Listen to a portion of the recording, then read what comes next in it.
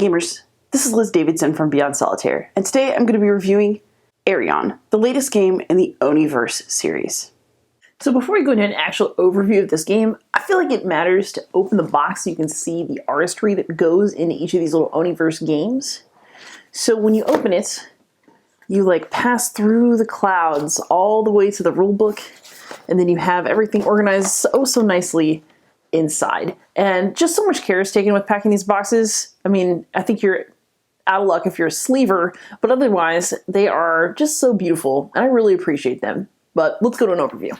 So in Aerion, you are an airship builder, and your goal is to build all 6 of these ships over here before time runs out. And time running out basically means that you are running out of decks up here, because if you run through all the cards and you can't complete the ships, then you don't win the game. So in order to build a ship, you're going to need 3 different cards. You are going to need a blueprint. You're going to need a specific kind of resource. And then finally, you're going to have to acquire the crew to launch that ship up into the air. So for example, we can see that this blueprint is needed to build this ship, and we're also going to need a propeller, and we're going to need one of these little crew that have this symbol and the cute little round hats. The other crew member type looks more like the cat from the original Aerion game. Was it a cat? I'm not really sure, but we're going to say it was.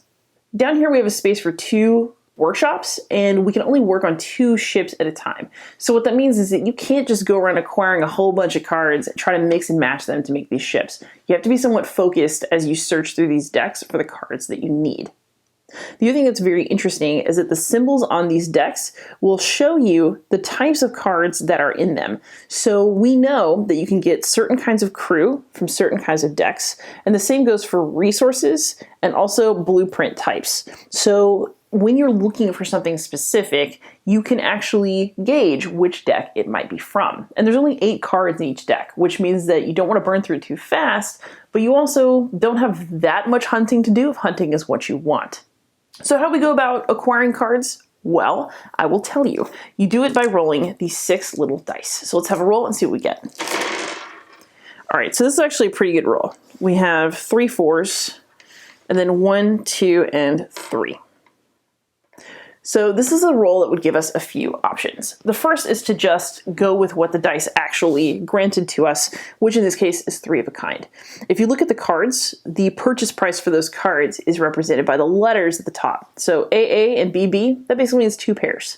AAA is 3 of a kind, so we can get this book card, which I'll describe in a moment. This is like a full house. You can either get 2 triples or 3 doubles on the dice in order to acquire this card. It's a tough one. 4 of a kind or a straight. So based on what you roll, you can acquire different cards. However, sometimes because it's a dice game, your rolls are not going to go the way you want, and there are a couple of things that you can do to mitigate those bad die rolls that are going to frustrate you throughout the game. Your first mitigation option is to play with pixies. There are 3 of them granted to you in the base game. However, if you want to make your game a little bit harder, you can play with fewer or even none. So play as you dare. But if you discard 1 pixie, you can change 1 die to any value roll. So let's say that I wanted to turn this into a straight. I could give up 1 pixie to change this 4 into a 5. I could change it to any value. It doesn't have to just be 1 up. And then I would have a 5, which would be a straight, and I could take this card instead of this one. So pixies allow you to change 1 die to any die face you want. If you want to spend all 3 of your pixies at a go, you can do that, but that's really up to you. Another way to handle bad die rolls is the one that is the most dangerous and the most tempting throughout the game. So if you are willing to discard one of the cards from the display, then you can re-roll as many dice in your pool as you like. So let's say that I feel like, well, I can just buy this book anyway. Let's discard this. And then I can roll these 3 dice again and see what happens. Maybe I want another 4 for a 4 of a kind, which I didn't get, but this would have gotten me a full house. So I could have had a different set of options in terms of cards to take. So with this roll, I can take this one and just take 2 pairs, this one with a 3 of a kind, or this one with a full house. But in order to do that, I had to sacrifice one of my rare and precious cards from the display, which means that this deck is going to deplete more quickly and I'm going to run out of time more quickly.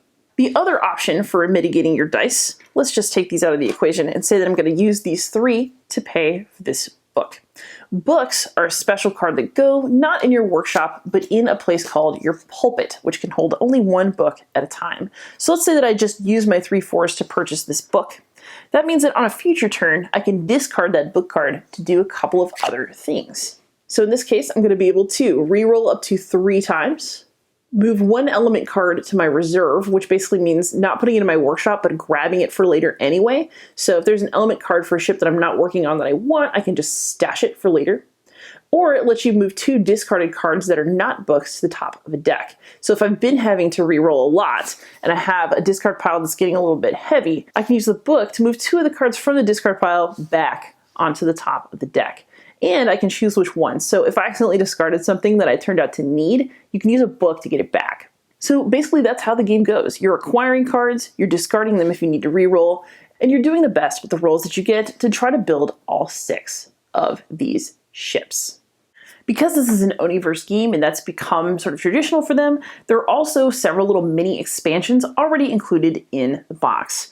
They make a couple of different changes to the game that are pretty fun, but I'm just going to show you my favorite one really quick, which is the Factories expansion. So basically at the beginning of the game, you'll roll dice and end up with 2 factory cards that bend the rules of the game. So for example, this one, the pulpit can hold any number of books, discard a book to reroll up to 4 times. This number 5, you can discard a card from the display to change 1 die to its opposite face instead of re-rolling, so you have a little bit more control over your dice mitigation. If you roll a 2, you can discard a book to retrieve up to 3 cards from the discard pile instead of only 2. So basically these little factory rules are pretty awesome, and you get to play with 2 of them in the game depending on a roll at the start. However, the payoff for that is that you have to build an additional ship, which is the flagship, and it requires basically everything in order to build it. So you have an additional building challenge combined with some ways to bend the game, which I think makes the game a little bit more challenging and fun. And I think that once you've played the base game a bunch of times, you'll start playing with the flagship and never stop. But the other expansions are pretty great. There are some where you have these birds called hammer birds that shoot enemy ships out of the sky while you're trying to build. There are ones where there are little hammer bird eggs that you have to deal with in your display. There's a number of different things that you can do. So while I showed you the Aerion base game and you'll be entertained by it for a while, once you want a little bit of variety, there are definitely going to be options for you. So now for some final thoughts. I'm just going to say outright that Aerion's a fun, cute little game, and I like it. The first thing I really like about the game is the tension in the game's timer. I like that every time you burn a card in order to reroll dice, you're actually accelerating the end of the game. So the things that you do to help yourself in the moment can hurt you in the long run, and you have to be very careful about the choices that you make. To me, that's really exciting, especially since you do have some choice about how to modify your die rolls. If you have a book, that might help you with that at one point of the game. If you've decided to play with the sprites, that might help you, but you still need to portion your resources out really carefully and make the right choices at the right times. And for me, these decisions turn a pretty light and quick game into something that has just enough meat to keep me coming back for more. Another thing I like about this game is that honestly for a small box game, to me it has just the right footprint, setup time, takedown time, and time to learn how to play the game. Although the symbology can look a little bit complicated when you first pull it out of the box, Aerion is a very simple game, it's very straightforward, and I like that. I had it up and playing in a very fast amount of time. I like that you just have certain decks of cards that are labeled with certain letters, you pile those together, put the airships out, and you're ready to start rolling dice and go. So in my opinion, this game has the things that make a small box game work and that keep one in my rotation. Another thing I like about Aerion is I like the little expansion modules that come in the box. While the base game is fun and will keep you entertained for a while, you're eventually going to want something more. And one of my biggest complaints about small box games is always burnout. If I play one a whole bunch of times in a row, sometimes I start to feel kind of tired or like it's the same game over and over and over. One thing I love about Oniverse games in general is that they come with little mini expansions already in the box so that when you hit that point, you can still keep playing. You just pick up one of the expansions and learn how to play that. For me, it's touches like this that make the Oniverse series a really special series of small box games. And the last thing I want to comment on that I personally like is the art. So some people find the Oniverse art aesthetically displeasing, but I disagree. I really enjoyed the dreamlike, unusual art that characterizes this entire series of games, and it's something that actually keeps me coming back for more, and that I think keeps this whole series of games more coherent, because it really does feel like they're all from the same world, because they all have this unique and, in my opinion, beautiful style of art. My one concern about Aerion is that, frankly, if you don't like dice games, there's nothing that's going to make you like Aerion. It is a dice checker, so when you roll these dice, you can't control whether you're going to get the right set of dice to acquire a certain card, and frankly, even after several rerolls, you can't always control that. So sometimes you end up burning a whole lot of cards trying to get a die roll that just doesn't seem to be happening, and it can be frustrating. So if being at the mercy of dice really, really, really bothers you, that basically is Aerion. There's a few things that you can do to mitigate bad rolls and have a little bit of control over your die faces, but the fact is you're just going to have times where you roll really badly and you don't get what you want, and you'll occasionally lose the game because of that. And for me, that isn't a problem. This game is small, short, fun, it doesn't wear out its welcome, so I don't mind being at the mercy of dice for this shorter period of time. But if it's something that you don't like in any game, you've been warned. Overall, I think that Aerion is a charming, light, perfectly sized game for a quick work night game or a lunch break game, and I'm always looking for those. And this one is actually going to make it into my rotation for a while, and I'm actually thinking about looking back through other Oniverse games to see how I feel about them, because this might be one of the ones I like better in this series. So for that, I'm going to give it an 8 out of 10 and a Dice Tower seal of approval. Happy gaming!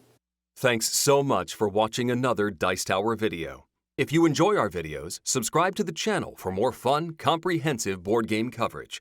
Also, consider joining us at one of our events. Come to Dice Tower Retreat, a small, intimate gathering where gaming is king. Join us for Dice Tower Cruise, the largest board game cruise. Attend Dice Tower West in Las Vegas for gaming fun on the West Coast, or Dice Tower East in Orlando, in sunny Florida. Dice Tower Conventions, the friendliest gaming conventions on Earth. I'm Eric Summerer, and you've been watching The Dice Tower.